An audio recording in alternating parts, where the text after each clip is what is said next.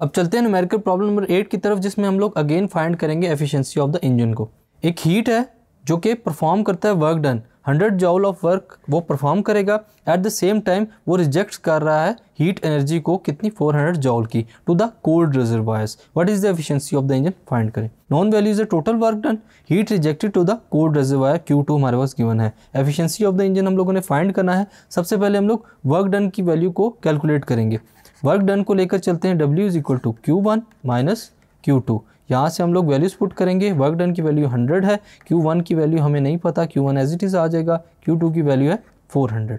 यहाँ पर हम लोग Q1 किसके इक्वल करेंगे, 500 जॉल। आफ्टर कैलकुलेशन हमारे पास क्या आ गया, Q1 की वैल्यू। ये हम लोगों ने फाइंड करनी थी। अब हम लोग क्या करेंगे, इस एनर्जी की वैल्यू को लेकर चलते हुए, इस हीट की वैल्यू को लेकर चलते हुए हम लोग एफिशिएंसी को फाइंड करेंगे। अब फार्मूले में वैल्यूज़ को पुट करते हैं। फार्मूला हमारे पास क्या था, eta is equal to work done divided by Q1 जो कि रिजर्वायर की हीट है। सो यहाँ पर वैल्यूज़ पुट करेंगे एफिशिएंसी के लिए। Eta is equal to work done W की वैल्यू 100 डिवाइडेड बाय Q1 की वैल्यू 500।